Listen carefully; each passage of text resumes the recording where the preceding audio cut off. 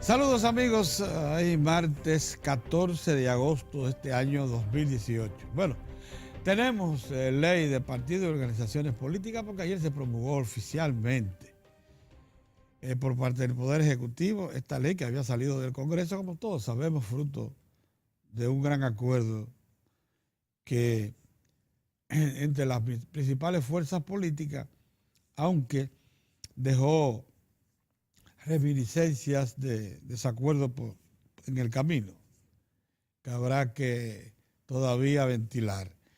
Pero conjuntamente con eso, ayer mismo la Junta Central Electoral, sus directivos máximos, sus principales responsables, le hicieron saber a una visita representativa del Consejo Nacional de la Empresa Privada, que sí, que la Junta puede afrontar el reto siempre que se le faciliten, ¿no?, los recursos y algunas decisiones a tiempo que tienen que tomar los partidos referidas a sus métodos de elección interna de candidaturas de todo tipo. Que si todo eso se apura y más o menos está definido para el mes de octubre, recursos, fechas, decisiones que son clave de los principales partidos políticos, la Junta puede cumplir con lo que manda la ley, con las responsabilidades que le atribuye la ley.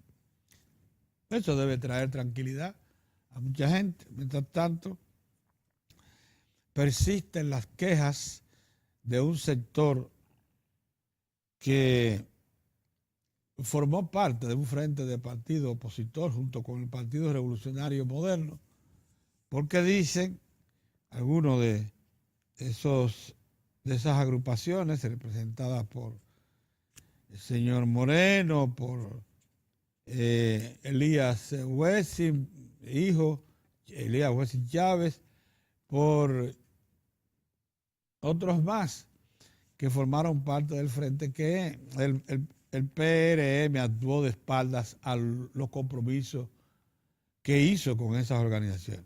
O sea, que finalmente terminó poniéndose del lado de los intereses oficiales. Lo que importa, como les digo, porque este tipo de decisiones es difícil que sean favorecidas por la aprobación de todos los intervinientes. Alguien queda insuficientemente servido y por tanto con reservas críticas cuando se producen decisiones de este tipo. Eso es normal. Y por eso nosotros entendemos que cualquier cosa que pase, lo importante es que los órganos oficiales están poniendo en dirección de cumplir con lo que ya la ley fue oficializada, ya existe una disposición legal que lo manda y por tanto los organismos como la Junta Central Electoral comenzarán a cumplir. El sector más importante político que se le ha opuesto, que es el que lidera el doctor Leonel Fernández, y nada menos el principal opositor del país en este momento, si se le va a ver entonces como un crítico, evaluar como un crítico de esa posición. Lo que ha dicho es que se reserva el derecho de encaminar una acción en el Tribunal Constitucional que procure anular la ley, pero que se reserva el derecho, no que lo va a hacer. Si lo hace, está en su derecho. Toda fuerza política puede accionar en la dirección que considere defiende sus intereses, pero de todas formas, para muchos luce un poquito difícil que después que ya este asunto tan esperado por 15 años, la ley de partidos, de organizaciones políticas, venga a estas alturas a echarse para atrás ya, no obstante las dificultades que crea. En fin, que todo esto deberá entonces pasar a un segundo plano en las observaciones y que lo que deberá ocupar el principal interés de las organizaciones políticas será definir sus procesos comerciales internos, ponerle fechas. Y como ya la Junta Central Electoral es la organizadora y supervisora de esos procesos, entonces darle a esta la oportunidad de poder cumplir con lo que le manda la ley.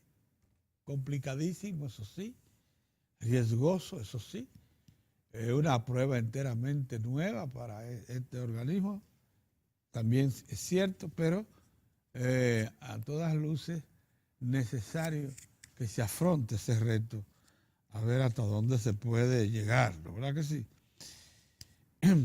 Nosotros nos hemos referido aquí la pérdida de Mamerto Rivas, el obispo histórico del sur, y particularmente de Barahona.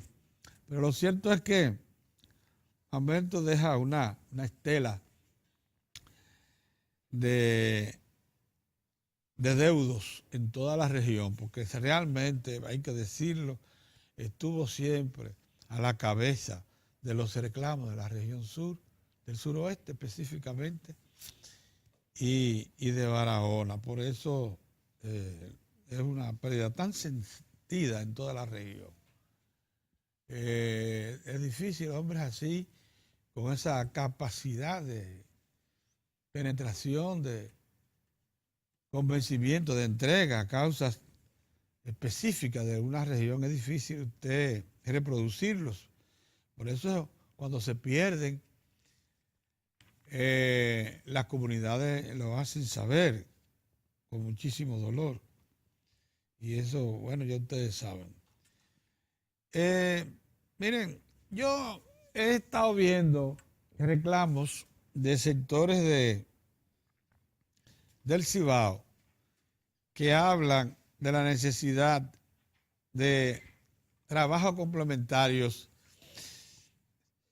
en el puerto de Manzanillo, que es un puerto que desde la década de los 40 fue preparado para grandes operaciones mercantes, principalmente productos agrícolas y eso, también industriales, pero fundamentalmente productos agrícolas.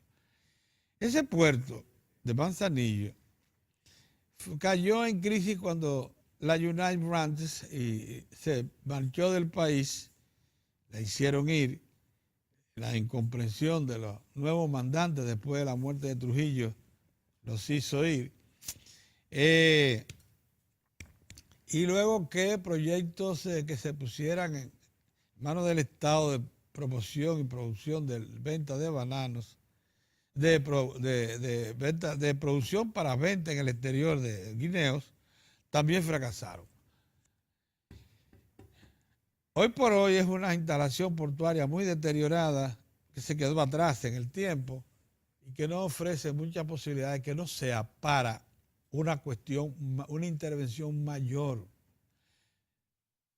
Pero una intervención mayor que convierta toda esa propiedad, que es una propiedad del Estado, extensísima por cierto, en un puerto de carácter internacional, en un puerto que sea capaz de albergar no solamente una gran zona franca industrial, sino también facilidades para carga y descarga de todo tipo de mercancía. Y ubicación, pero de todo tipo de mercancía, y ubicación en solares gigantescos que disponen de las instalaciones modernas que hay ahora, grúas de alto calado, y también almacenes gigantescos para todo tipo de contenedores y eso. Entonces, pero eso no es posible con capital criollo. Eso es posible con capital extranjero. Es más, allí hay un solar como de unos 250,000 metros que apartó la Corporación Dominicana de Empresas Eléctricas del Estado, la CDEE, para la construcción de una gran central a carbón o a gas natural, que está indicada en la lógica indicación para levantar allí una estructura de generación que la demanda el Cibao como parte de una mejor ubicación de lo que son nuestras unidades generadoras. Y se habla de que ese es el sitio ideal también para una regasificadora de gas natural. Lo que pudiera determinar que esa planta esté alimentada por gas natural, con una regasificadora ahí, que no solamente serviría para eso, sino también para servir de base, de instalación de base, para suministrar gas natural a todo el Cibao por tuberías que suplante el GLP y ponernos a tono con lo que es la práctica mundial. De Europa y toda Europa se suple de gas natural para la cocina porque es más seguro y más limpio que el GLP y más abundante y más económico. Entonces, por favor, cuando se hable ya de Manzanillo, de lo que se hable de pequeñas intervenciones para garantizar que siga siendo un puerto de partida, fundamentalmente, de los cargamentos de guineo. Ya la línea es la zona mayor productora de guineo, de ahí salen cantidades enormes de guineo, principalmente hacia Europa. Mejorar esas facilidades, y no pensar en obras mayores. Los empresarios de Santiago y del Cibao pretenden que eso se le entregue para pensar en chiquito, en pequeño, en un uso puramente limitado de sus actividades. El puerto de Manzanillo es un puerto de extraordinario futuro, una de las grandes reservas que tiene el país para convertir eso en un megapuerto, así como el de Punta Caucedo, y una gran zona industrial en capacidad de exportar a los Estados Unidos, que está al frente, la costa este está ahí, o a Europa, por el mismo centro del Atlántico, marchar hacia Europa. Y nosotros, la República Dominicana, somos miembros de un acuerdo de libre comercio con Estados Unidos que nos permite entrar libre del pago de impuestos y de cuotas. Y también lo somos de la Unión Europea, que nos permite entrar libre de cuotas y sin pagar impuestos. Entonces, señores, dejen que las cosas allí se maduren. Porque todos estos movimientos usted ve, y estas presiones que usted ve al Poder Ejecutivo, es tratando de impedir que se produzca la gran solución, para sacarle algún tipo de provecho a eso. Y no a lo que interesa al país. Movilizar grandes capitales hacia Manzanillo, eso hay que decirlo, tan claro como sea necesario. Manzanillo no puede ser una oportunidad de negocio para una familia o 2 o 3 familias del Cibao, que es lo que están pretendiendo. Manzanillo tiene que ser una oportunidad de negocio para el país, para toda la nación. Y con eso hay que tener una clara y firme posición. El presidente, para resolver el problema, ha dispuesto obras menores que mejore las condiciones de operación del puerto. Pero, lógicamente, porque sabe que la solución es mucho mayor y que tiene que ser mucho mejor planeada. Así que no se hagan ilusiones muchos de los que creen que pueden dar un golpe de mano con Manzanillo. Que no se hagan ilusiones de los que creen que pueden especular con eso tampoco. Que ya eso está inscrito entre las grandes reservas de la nación dominicana, por muchísimas razones. Buenos días, don Mozart. Buenos días, Pedro. ¿Cómo te va? Aquí todavía un poco preocupado, pero tratando de afrontar el tema. Pero sigue en la mejoría del viejo. Bueno, tengo que ir ahorita a chequearlo, tengo que ir a Santiago ahorita, a ver la cosa. Tengo que ver. Pero ha salido de una cosa, de la otra, pero resta una tercera que ya es muy difícil. Que Sí.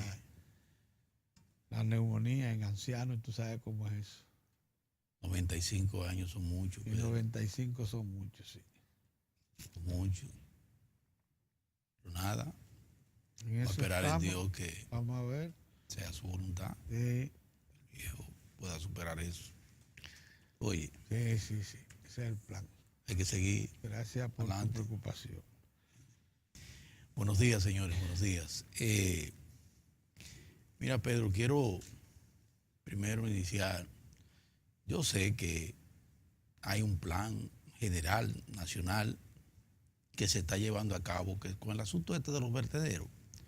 Fíjense cómo ya se intervino una intervención técnica del vertedero de Villa Altagracia y se anunció recién la semana pasada la intervención de Duquesa aquí en el Gran Santo Domingo, uno de los vertederos que más dolores de cabeza y problemas terribles vienen ocasionándole a toda la población prácticamente, porque es tan grande, tan terrible y sus efectos son tan amplios que prácticamente tocan a todo el Gran Santo Domingo. Oh, sí, claro. Donde esa humareda irse para allá, eso es algo realmente diabólico. Pero bueno, lo que quiero decir es que dentro de esos vertederos, que hay 7 prioridades, está el de Puerto Plata. Hay un escarceo con relación a un buque,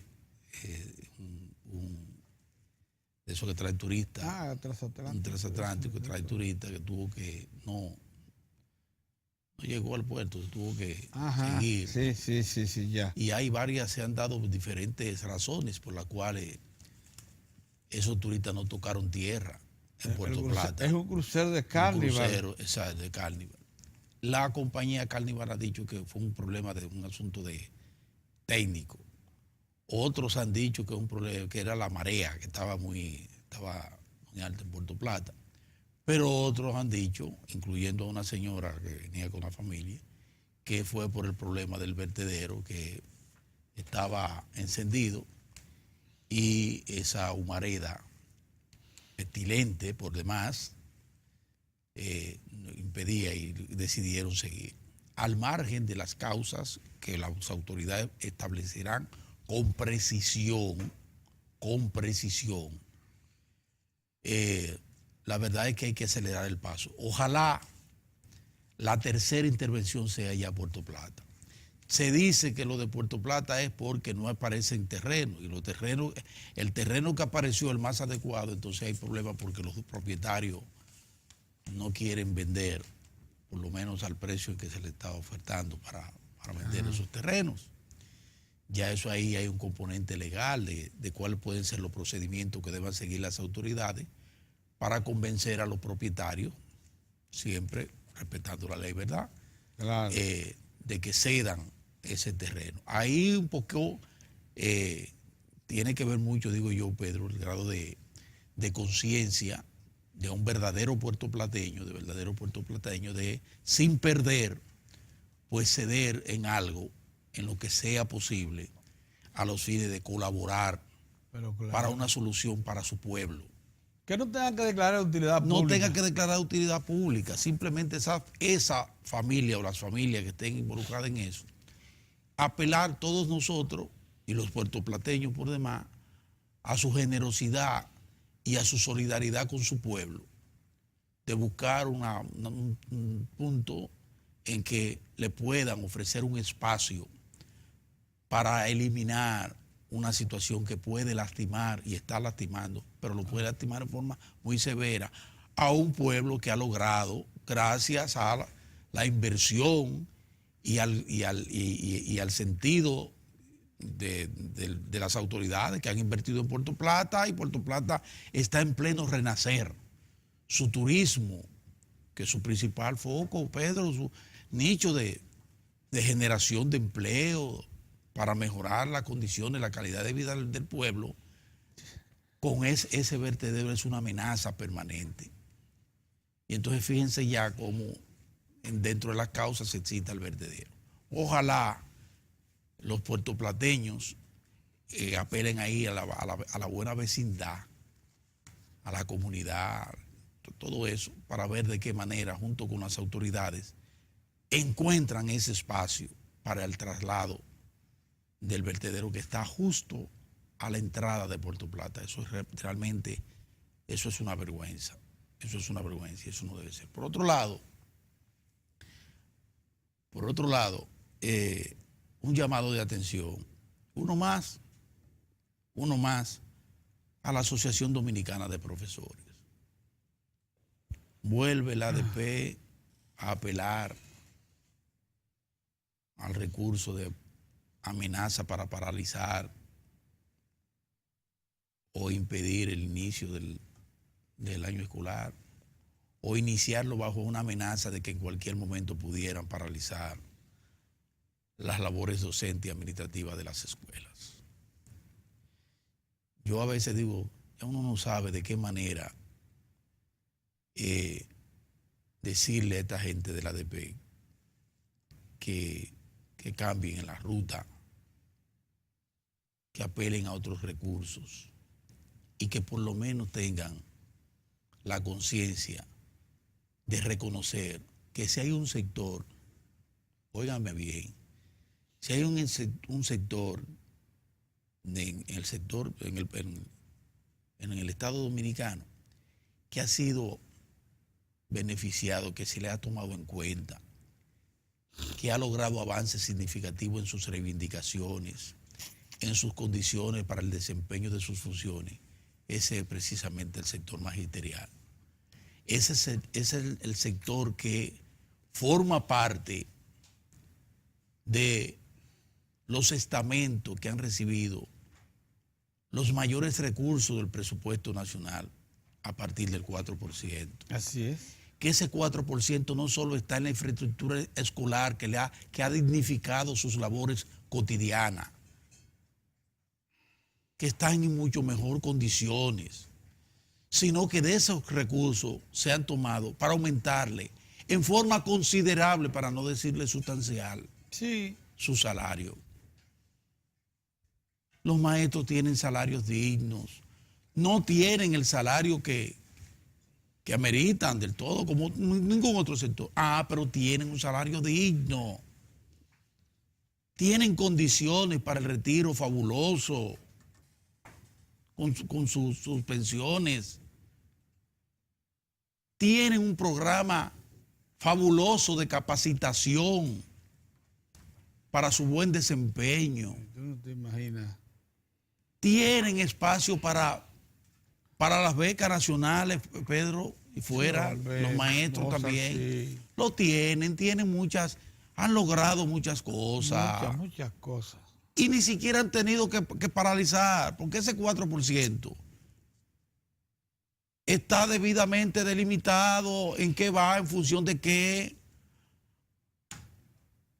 Que hay un sector que todavía no ha recibido los incentivos, pero se le ha explicado en más de una vez que eso tiene que pasar necesariamente por el componente de la evaluación que se está haciendo, que se hizo con el personal docente en aula y que se hace también con otro personal de la misma ADP que trabaja en otras áreas de la educación, pero que tiene que someterse al proceso de evaluación, y a partir de ahí entonces se le otorgan esos incentivos que en el caso de los maestros, aquí se ha estado dando incluso retroactivo, se hizo retroactivo enero pasado, Pedro, el año pasado, y ahora se tiene contemplado también que pasan y hay que aumentar, hay que darle los incentivos, se hace retroactivo. Sí, hombre.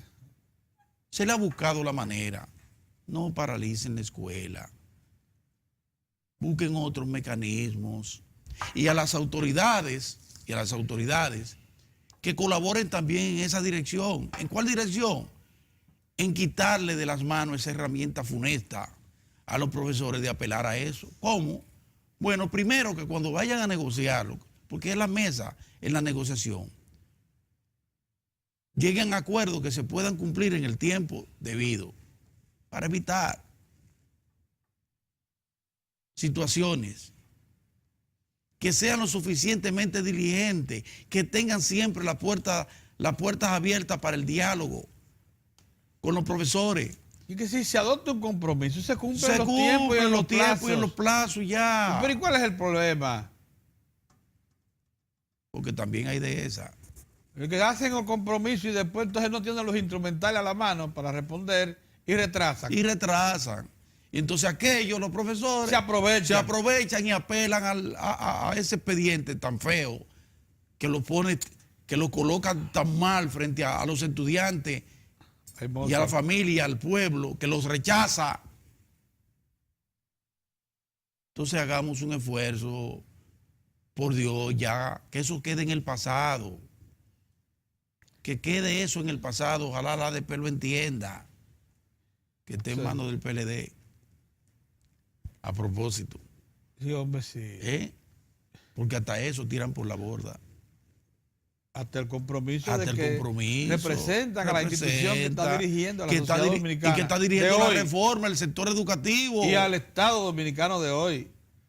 Y todo eso, y eso lo tira por la borda. No se sienten ser compromisarios. No se sienten ser compromisarios. Yo no lo veo. Eso es lo que parece. Yo no lo veo. Pedrito. No lo veo. Entonces, dejen eso. Mozart. A propósito, otra cosa. Atención, Mozart, maestro. Si va a salir de... bueno, no, sigo ahí, espérate. Porque te quería complementar con otro. Porque pensé que era un chismecito que me había traído un camarógrafo. Pero ya me lo han dicho 2 o 3 gente y digo, pero espérate, ya tengo que comentarlo porque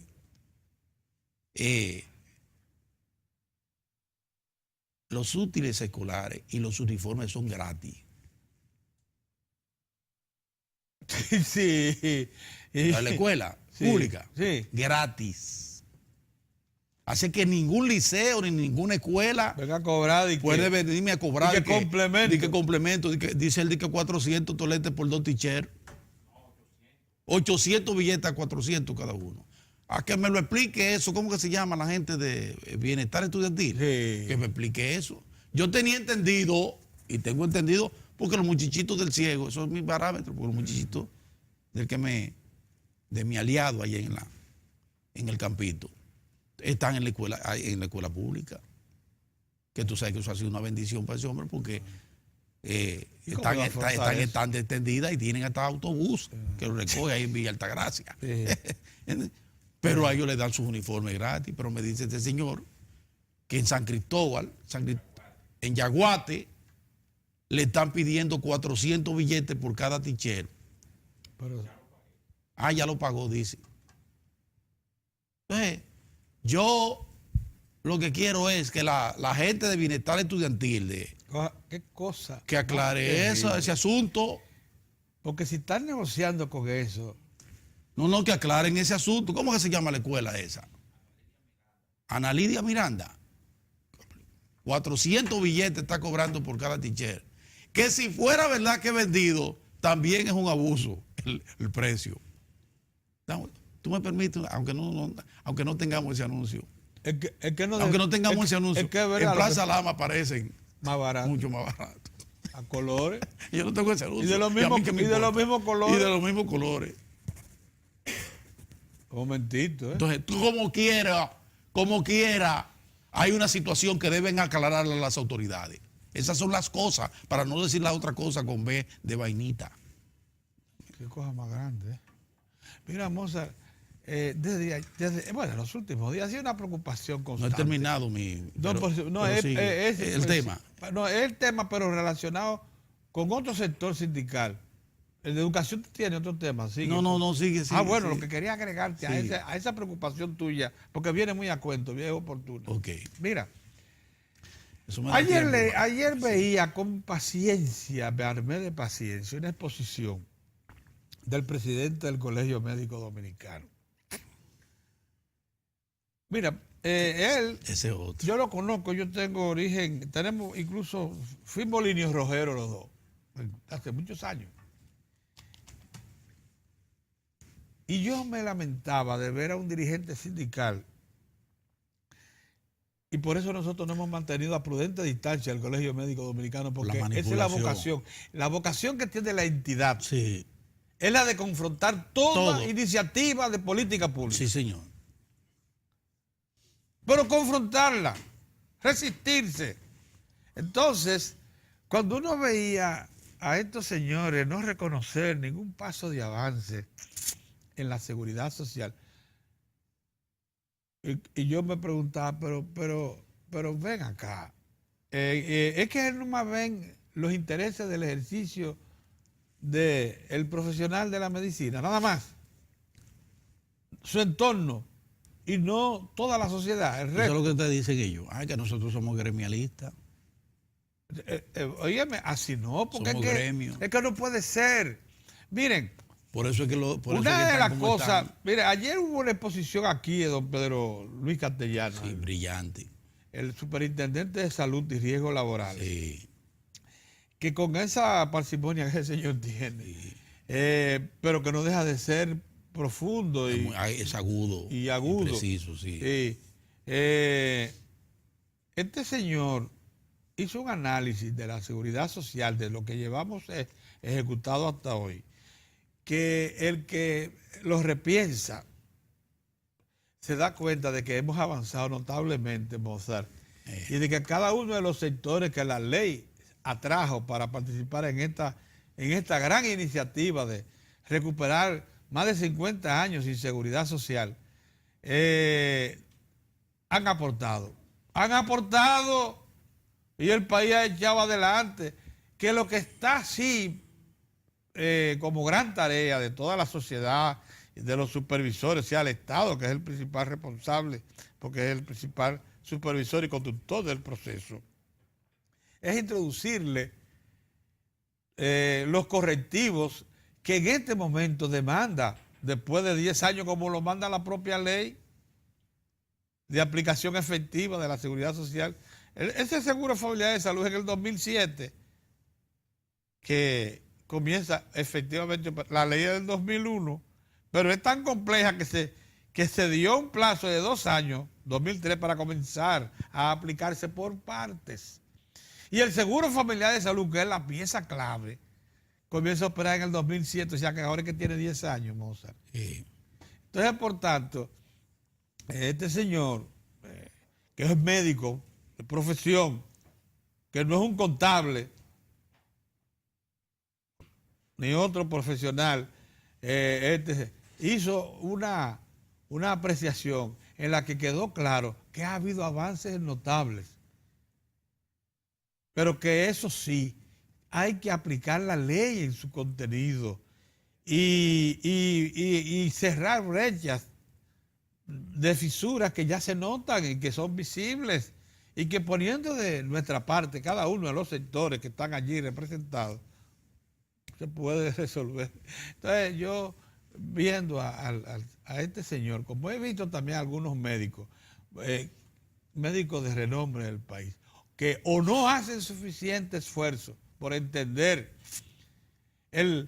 la significación que tiene someter a control y regulación un sector. ¿Sabe usted la cifra que ayer, sabe cuál es la cifra?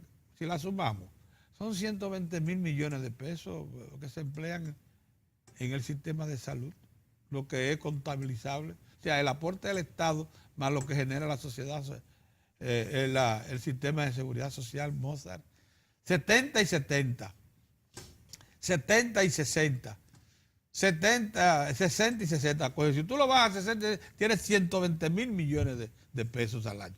Eso no es juego, Mozart. Sí. Es una cosa seria. Entonces, cuando usted tiene una cosa de ese nivel, de esa envergadura, y cuando usted sabe que el Estado no puede afrontar eso, como pretenden algunos, para terminarlo de quebrar, de inutilizarlo. Quien se plantea aquí que el Estado puede por sí solo afrontar los reclamos de salud de la población dominicana, lo que están tirándole es una celada al Estado. Y consciente, porque saben que eso no es posible. Eso no es posible. Usted aplica todo el presupuesto público en la solución de los problemas de salud del país y se lo traga. Y no te deja nada para el resto de los problemas del país. Así mismo. ¿Qué cosa es? Y eso es lo que ya están viendo gente sensata, como ese señor, el Pedro Luis Castellano. Y mucha gente más lo está viendo ya. Entonces yo llamo la atención de cómo se parecen en su comportamiento este presidente del Colegio Médico Dominicano y el presidente el de la ADP. ¿Cuánto se parecen? ¿Cómo es que llevan el gremialismo, el interés de mantenerse en su puesto de liderazgo, sí, sacrificando a quien sea, al Estado y a la sociedad, si es necesario? Y a ellos mismos. Y a ellos de mismos. alguna manera, a Así ellos no, mismos. Mozart. Porque el prestigio rueda. Así no, Mozart. El prestigio del gremio rueda también. Cuando se abusa, cuando las cosas se llevan a los extremos y a la irracionalidad. Esa es la verdad. Mira, Pedro, tú decías ahora, porque es llevar al Estado a prácticamente a que se quede sin recursos. Inútil. Sí. Mira, tú sabes que nosotros desde aquí, desde Diario de Cuatro, tenemos desde hace mucho tiempo. Ya nos convencimos, porque nos convencieron las autoridades que eso no es posible, de la necesidad que el Estado tiene de mayores recursos, precisamente porque las demandas son crecientes, Pedro. Las demandas son crecientes, demanda de recursos es permanente. Y entonces este es un Estado con muchas limitaciones en el ingreso de recursos para esos fines. Y entonces uno ha apelado a la necesidad de una reforma fiscal que no ha llegado ni va a llegar por ahora, porque así lo han establecido en forma, yo digo, muy responsable. Las autoridades han dicho, no, nosotros no vamos a la reforma, nosotros fiscal, nosotros lo que estamos empeñados es en mejorar el sistema tributario y mejorar la cobranza. Y han estado con un buen desempeño las instituciones en ese sentido. Te lo ve, Impuestos Internos, la Dirección General de Aduana, todo, a través de la tesorería, de la seguridad social, recursos que llegan, pero que son insuficientes y serán insuficientes. No solo frente a la demanda creciente, sino a la misma realidad de hoy, a la coyuntura actual.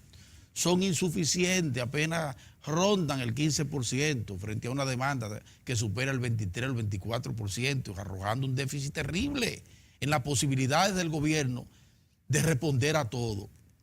Pero hay que reconocer que muy lento, pero en forma sostenida, ha habido cambio en otro componente, que es la inversión pública, Pedro. El gasto público ha ido mejorando, que es un reclamo que se le ha hecho desde hace mucho tiempo al Estado, de mejorar el gasto, de evitar la dispersión, además del otro componente de corrupción y ese tipo de cosas, ¿verdad? Pero nosotros pensamos que... y de evitar la dispersión, espérate, Mozart, porque tú estás diciendo una cosa clave. Sí. Y de evitar concentrar los recursos en grandes proyectos para que no alcance para las otras medianas. Exactamente. Entonces, este gobierno, a eso hay que reconocerle a este hombre, a Danilo Medina y su equipo. Ellos han ido manejando ese criterio de Pedro de bueno, no detener el proceso con esas obras importantes, grandes, infraestructura, pero sin olvidarse en modo alguno de que necesitamos recursos también para aquellas pequeñas cosas que se le dicen pequeñas, pero miren el valor que tienen, porque esa democratización del crédito, eso no es cosa pequeña, eso tiene un componente de grandeza. Y si hoy por hoy esas autoridades, para ponerle un ejemplo, esas autoridades anuncian que no va a haber siembra de arroz porque por el asunto de la sequía, vamos a parar eso por la sequía. ¿Pero creen ustedes que va a faltar arroz en el mercado? No, porque hay suficiente arroz ahí. ¿Para cuánto tiempo, Pedro? No tenemos, debe haber una reserva para 9 o 10 meses más. Sin tomar en cuenta las cosechas que están en... Miren cómo es que nosotros hablamos. Nosotros no hablamos. Pues. Sí, no, debe haber una... O sea, eso, ¿usted sabe por qué eso es posible? Bueno, por algo que se llama seguridad alimentaria, que es un componente que ha sido robustecido durante esta gestión y que nos ha permitido a nosotros tener esos alimentos ahí y afrontar contingencias como esta sequía ahora, que no permite la siembra de arroz ahora, para que lo tengan claro, como lo explicaron las autoridades. Pero eso no quiere decir que va a haber desabasto ni carestía, porque hay suficiente arroz para suplir durante los próximos 9 meses, dice el técnico súper calificado que es Pedro Cabra, que sabe de eso. Por eso le pregunté a él, no es porque él es el que sabe de eso. El problema son las cosechas que están en proyecto. Sí, pero déjeme decirle por qué digo del manejo del gasto público, porque aquí la gente habla y lo primero que se le ocurre, el dato. Por ejemplo, ¿cuál es una preocupación de todos nosotros? La primera preocupación era, y se dio el gran paso, era el componente de la educación, que necesitaba recursos 4%, con todo lo que eso ha implicado para los otros sectores que necesitan también, incluyendo a salud. Pero acuérdense siempre de la premisa, un Estado con pocos recursos, 4% para educación. Pero en ese marco, la juventud dominicana, que padece los rigores de esa falta de inversión de años, de atención de años, encuentra respuesta.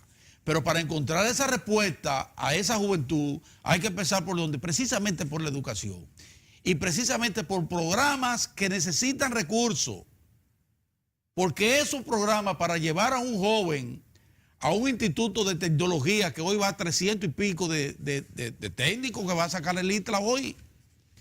Y antes de ayer me parece la Infotec Contacto y el agente del Instituto Superior de Tecnología de San Luis. Para usted poderle dar respuesta a esa juventud, para que aprendan, tengan el instrumento para incorporarse al primer empleo, porque ese es un mecanismo de asegurar el primer empleo. No es lo mismo usted salir graduado de médico, que tienen, o sea, un médico sale y debería tener, desde que sale de la universidad, pues debería tener ahora, pero el que sale con la plomería, con la herrería, con técnico de turismo de alto nivel, cocinero,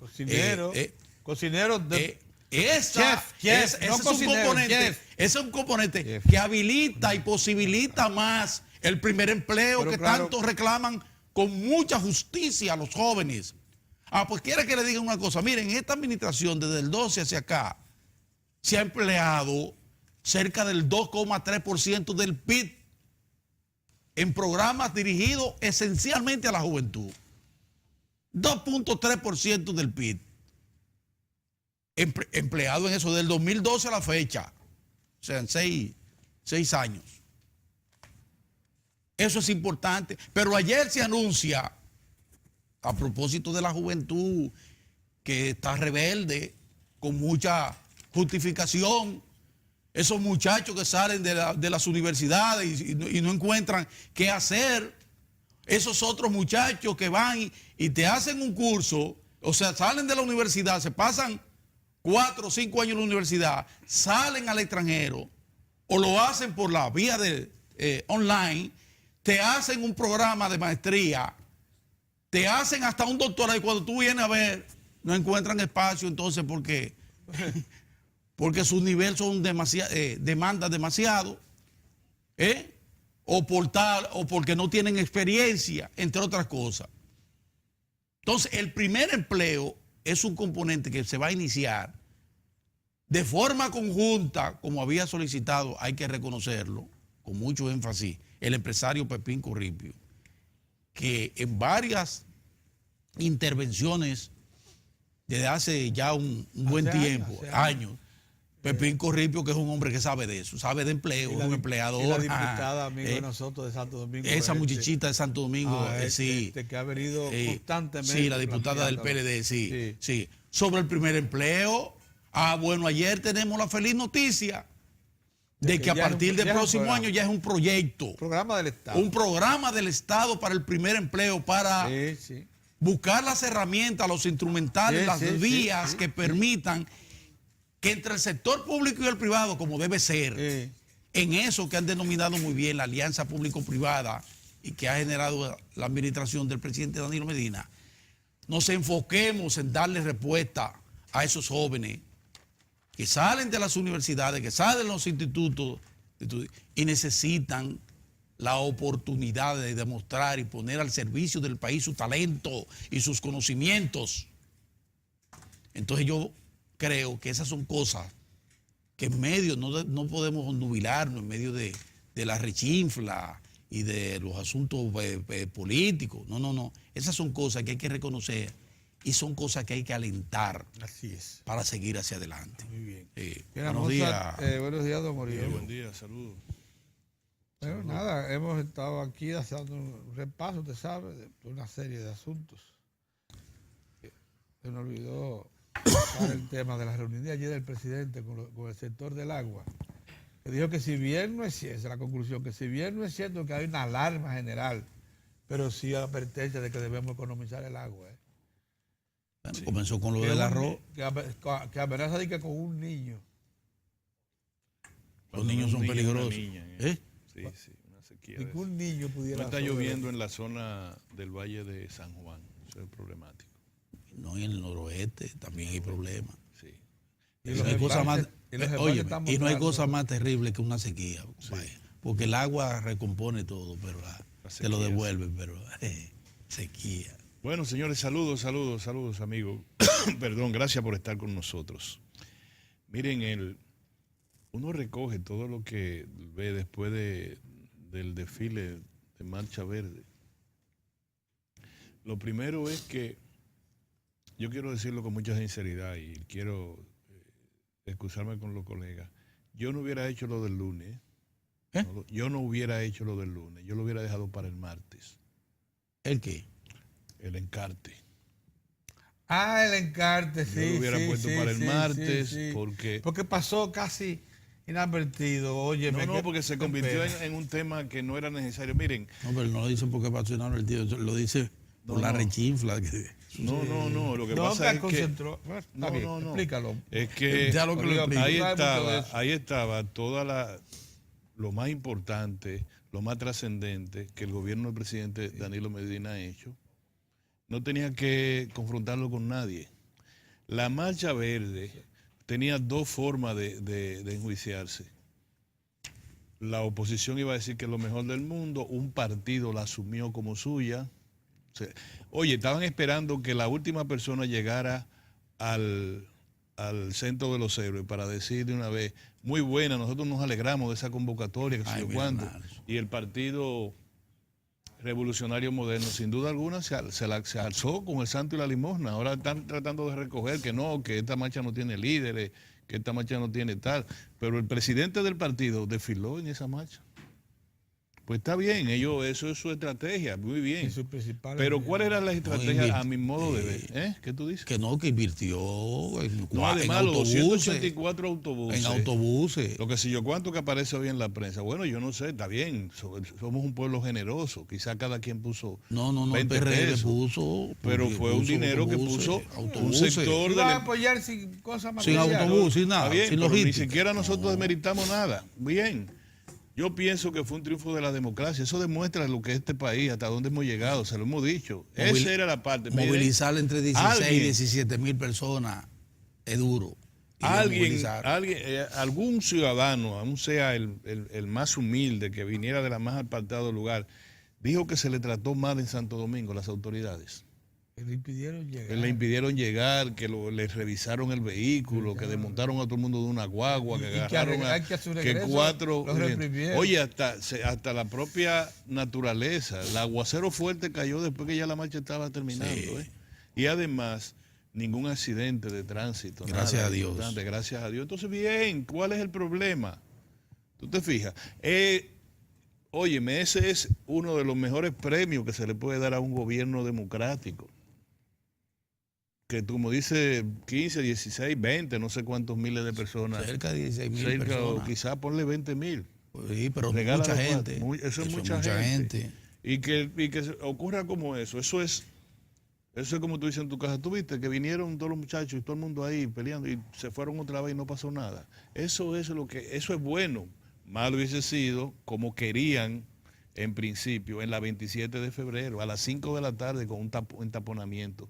Y ahí tampoco ni un mosquito chocó. Sí, sí. Las autoridades tomaron una línea alterna, le dijeron, sí, marchen por aquí, miren, déjennos esta para evitar un entaponamiento. Y marcharon, que era lo que se quería, y marcharon y se fueron, no pasó nada. Y ahora no va a pasar nada tampoco. Pero el encarte del lunes le dio un motivo incluso a muchos desaforados, gente que yo creo que están entre la locura y la paranoia. Marino, bájale un chin, hombre. Así no puede ser. Es decir, esos Demasiado adjetivos. así, yo no he aprendido, yo no sé. Hay gente que piensa que los demás tienen miedo.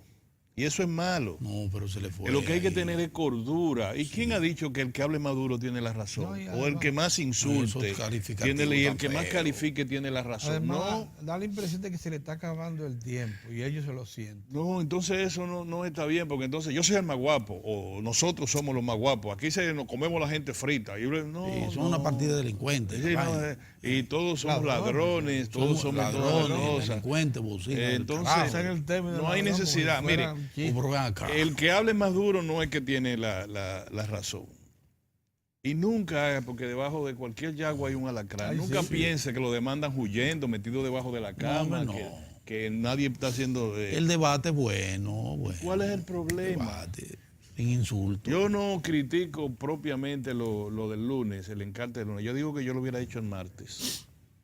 La democracia es así, deje que salgan sí, estaba ahora diciendo que no querían que se viera la primera página. Oye, la circulación de los periódicos, no voy a creer que gran cosa. Pero hoy hay encarte en algunos periódicos, así completo también. Y las empresas telefónicas ponen encartes y los supermercados ponen encartes. El lunes hubiera amanecido también encartado. Miren, los que saben de eso y los que están tan desaforados así saben de eso perfectamente. Saben que esto hay que pedirlo con tiempo. ¿Por qué usted decir que los dueños de periódicos accedieron a eso? Que fue una complicidad, porque son unos malditos ladrones. ¿Por qué? No, yo soy dueño del periódico El Caribe o el Diario Libre. Acusaron hasta los dueños de los medios. Yo le digo, póngamelo toda la semana si usted quiere. Sí. Toda la semana y déjelo ahí. Pero nosotros cuando yo estaba cuando estaba en el Nacional en puesto ya... Pero eso hay que ordenarlo con semanas de antelación. Lo saben Cada ellos. una de Claro que sí, lo saben yo que ahora soy un anunciante. Y lo saben ellos. Pero mira, uno lo sabe. Óyeme, Radamés Gómez Pepín y el equipo de nosotros en el Nacional, nos oponíamos a que pusieran un anuncito, ¿tú viste? Eso fue unos líos con Pepín, unos líos. Después, no, que no se puede, se aceptó.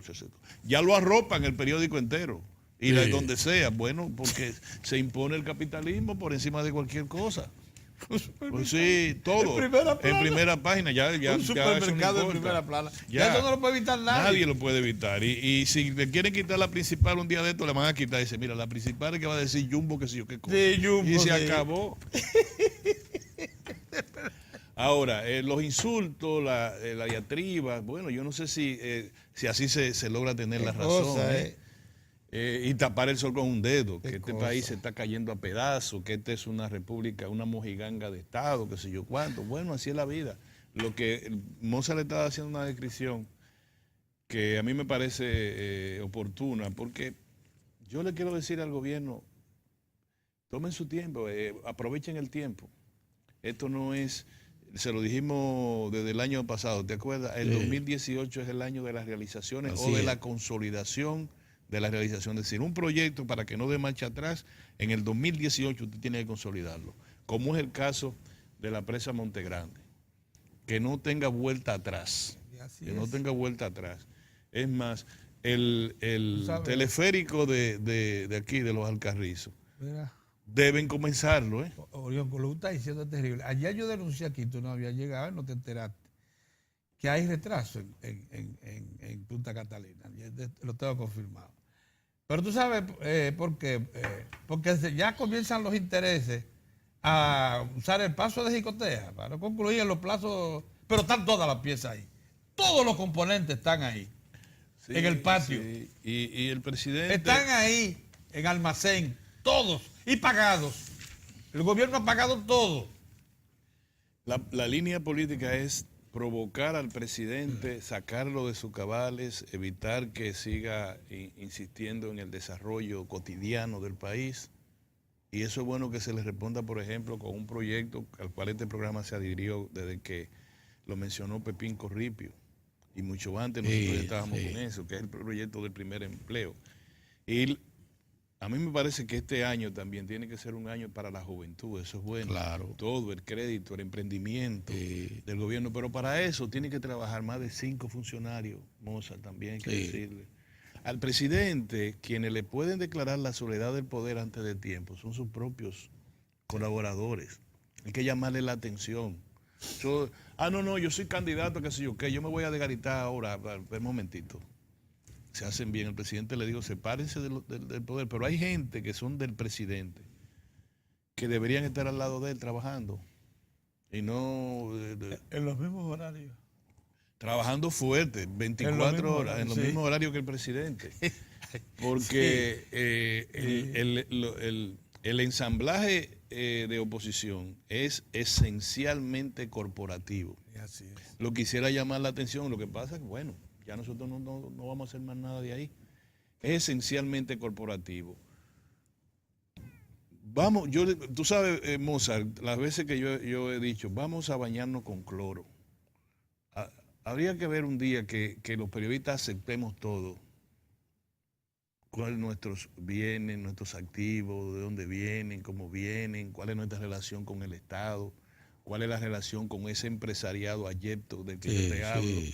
Ese empresariado que sí hace millonario de un cantazo. De un cantazo. ¿Oíste? De un cantazo. Así es. Ese empresariado de la sombra. Que no da la cara. Que tú lo ves a todo el mundo, tú dices, pero mira, pero si nos dan la cara. Entonces nosotros que defendemos políticas públicas, que no quisiéramos participar, o sea, no nos interesa a esta edad ya, participar en iniciativas privadas lucrativas que generen beneficios particulares, porque no nos interesa. No quiere decir que uno no colabore, no quiere decir que uno no pueda alguna vez, con un proyecto que repercuta a la nación, vamos a negar su apoyo. Pero yo no puedo estar al servicio de Juan Pérez, de Manuel, de fulanito, de José, solo porque son empresarios que manejan enormes volúmenes de capitales, de los cuales, así como están hablando de uno, el 1%, sí, el 1%. El 1% que vaya donde ti es más cuarto que el gobierno haitiano. Sí. Sí. Y muchos colegas de nosotros que tienen asiento en enclaves empresariales grandes, que inciden en el país, que tienen que ver con temas importantes del medio ambiente. Y que pregonan que tienen problemas resueltos. Espérate, Pedro, cálmate. Medio ambiente, recursos a preservación de medio ambiente y demás. Y salen de decirle al país que se está acabando este mundo y que hay que meter preso al presidente y todas las cosas. Y se van a sentar en sus enclaves empresariales, lo cual yo no lo veo mal. Yo lo que no creo que una gente pueda tener esta expresión, Mozart, obsérvame. Esta expresión de que tú cuando estás mirando para la televisión hagas así. Y cuando te vas a tu enclave empresarial hagas así. Sí. Así no. Yo quiero estar bien. Yo aspiro a ser un clase media consolidado, a no retornar a mis orígenes ayeptos económicos. No me vengan con ese cuento. Ahora, yo quisiera que el fogón de mi casa se encienda con lo que mi mujer y yo trabajamos. Eso es lo que tenemos que hablar todo el mundo aquí. ¿Cómo es que tú vas a conseguir lo tuyo? Bueno, mira, yo tengo este trabajo, yo entre otras cosas, yo tengo esto. Ok. Ahora, esas ligazones extrañas, incluyendo de sectores de izquierda, porque es como que si creen que nosotros no vivimos aquí, tampoco, nada más son ustedes los que viven aquí. Nosotros no sabemos lo que están haciendo unos y otros, mansos y cimarrones. Entonces es bueno que nos bañemos con cloro, todos. Que le digan a la gente, Mozart de Lancer, preséntese, ¿de qué usted vive? ¿Dónde usted vive? ¿Cómo usted consiguió esa casa? Ese carro que usted anda, ¿dónde usted lo consiguió? ¿Qué usted come en su casa? ¿Cuántos hijos tiene? ¿Qué hacen? Vamos, todo el mundo.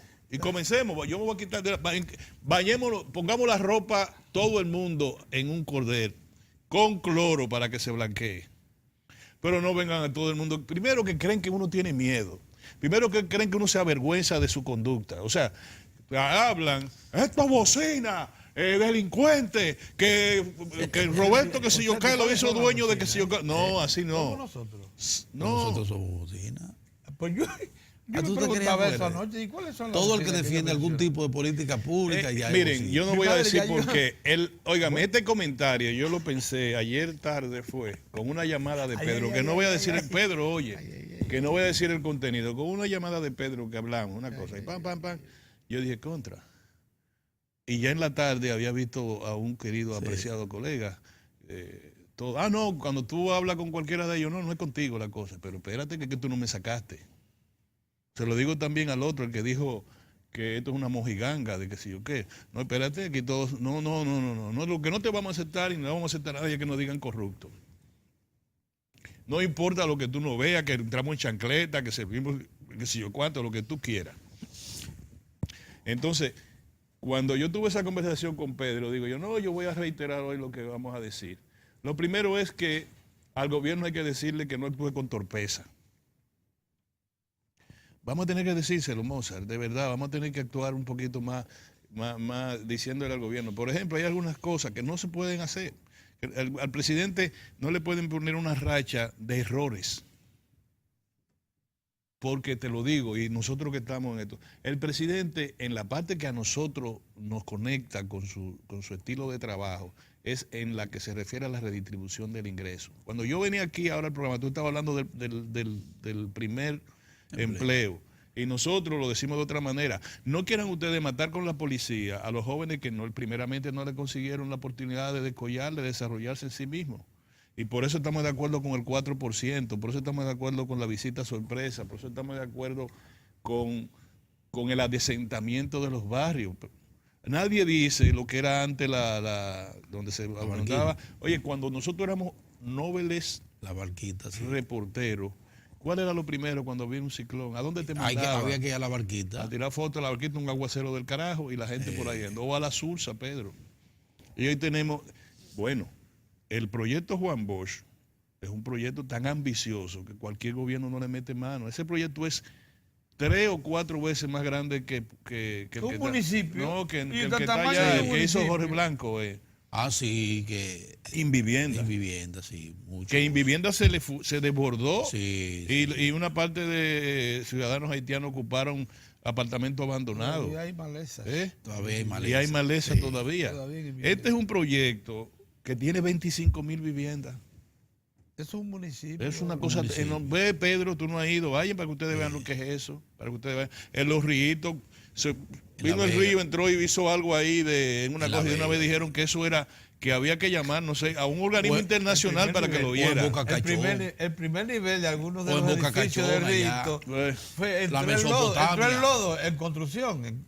La Mesopotamia, que siempre que habla de la Mesopotamia, me acuerdo de la doctora Milagro Ortiz. La Mesopotamia que fuimos nosotros, que la gente le pegaba candado. El titular aquel del litidiario, 200,000 muertos en la Mesopotamia. Oye, la autoría de la autora. Oye, dio esa declaración. Le ponían unos candados a la Mesopotamia, la gente ahí por fuera, para que creyeran que no estaba. ¿Y tú sabes con quién nosotros fuimos? Con Monseñor Mamelto Rivas, rogando, salgan de aquí. Y nosotros que era el obispo de Riquillo. Salgan. Y todo el mundo, pero mira, y tú sabes lo que le ponían candado y se quedaban adentro, para que cuando fuera la guardia, no hay nadie. Porque no querían irse, agua entre 2 ríos. Entonces, no, vamos a combatir con decencia.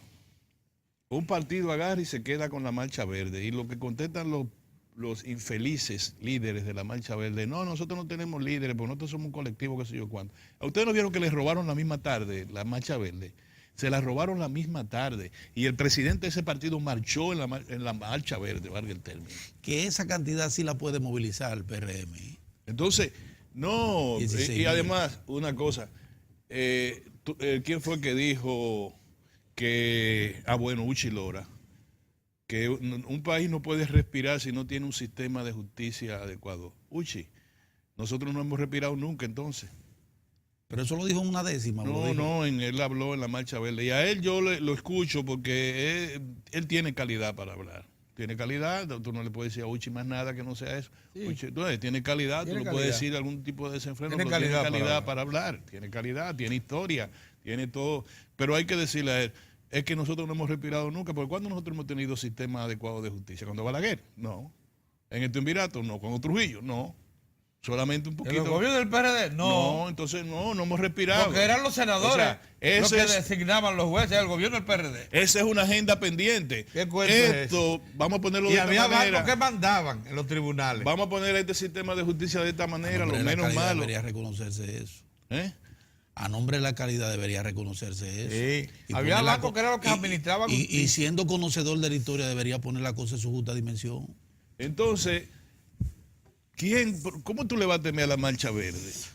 Y tú te acuerdas de la marcha del millón de Juan Bosch. Tú viste gente bajando de allá, nosotros estamos, desde Gualey para allá hasta la 17, hasta el Malecón, así gente y gente. Sacaron 380, sacamos, en ese momento yo estaba ahí, 386,000 votos en esas elecciones. Claro, de 18,000 a 300, primero 180 y después a 380 y tantos mil, va avanzando. Porque así es la política, así es la vida. Pero tú no puedes ahora, mañana, acabar todo este país, tú desde la televisión o desde la radio, y otros acumulando enormes fortunas y con autoridad como para degradarte, Pedro. Pedro está del 63. Desde el 63 tú estás en la 63, pues 62 y medio, pero 63. ¿Tú crees que un muchacho que todavía andaba por ahí dando vueltas y que hoy puede ser recontramillonario tenga derecho a hablar sobre tu persona? Por eso yo a los maestros del periodismo que mantienen una conducta, no importa dónde estén, se les respeta y se les admira. Claro. No importa. Y hay gente que están del lado que tú crees que tú estás y tú no lo puedes admirar ni por un segundo. Ni por un segundo. Entonces, nosotros lo que tenemos que cuidar, lo dijo hoy el Diario Libre, un difuso comentario en su contraportada. ¿Quién recoge las plumas, y no sé por qué le dijo las plumas, que se tiran desde una alta montaña? La pluma de la consideración que se tiran desde lo más alto de una montaña. Es verdad, Pedro. Yo quisiera llamarle la atención a los colegas que están tan desaforados y a los maestros que están desaforados. Que si van a seguir así, lo que tenemos que decir. No, a nosotros. Yo estoy hablando de la comunicación. Si siguen así, entonces que acepten el planteamiento de nosotros que vamos bañando con cloro. Para que cada quien diga cómo es que enciende el fogón de su casa. Porque de otra manera no puede ser. Se lo estoy diciendo a ustedes, todos los días nosotros no podemos venir aquí simplemente a aceptar que no podemos decir esto, no, que somos bocinas. No, señor, Pedro y Moza, no, señor. Lo estamos diciendo. Y le vamos a decir, el que habla más alto no es porque es más guapo. El que habla más alto e insulta más no tiene la razón. Y además, se comete un error muy, pero muy grande, creer que de este lado hay miedo, ¿eh? Vámonos a un cambio. Vamos al cambio.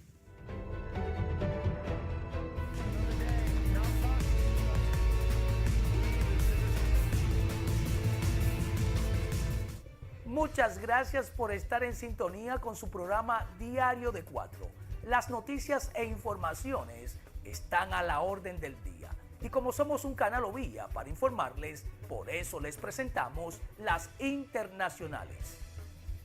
La lira turca sigue perdiendo su valor a pesar de las medidas del Banco Central de Turquía. Entre los principales motivos de esta caída está la mala relación entre Washington y Ankara. Las sanciones de Donald Trump la semana pasada ha agudizado de forma alarmante esta crisis. Lo que está ocurriendo a Turquía está afectando ya a bancos de toda Europa, con exposición a la deuda turca, en especial a los españoles, pero también a franceses, alemanes e italianos. Sin embargo, los analistas no creen que vaya a provocar una crisis en Europa. La lira turca ha perdido cerca de un 40% en lo que va de año y el viernes alcanzó mínimos históricos tras el fracaso de los contactos diplomáticos entre Washington y Ankara y el anuncio de Trump de que iba a duplicar los aranceles al acero y aluminio de Turquía. fortalecer las relaciones de Estados Unidos con Sudamérica. Con ese propósito, James Mattis, secretario de Defensa estadounidense, ha iniciado un viaje oficial que le llevará primero a Brasil, para después desplazarse a Argentina, Chile y Colombia. En la agenda del viaje se encuentra la lucha contra el terrorismo y el narcotráfico. También se abordará la influencia que Rusia, pero sobre todo China, está ejerciendo en una región en la que en los últimos años ha multiplicado su inversión. El viaje de Mattis es el primero de un secretario de Defensa estadounidense por la región desde 2014, cuando Joe Hagel visitó Colombia, Chile y Perú, y coincide además con la nominación por parte de la Casa Blanca del 2018 como Año de las Américas.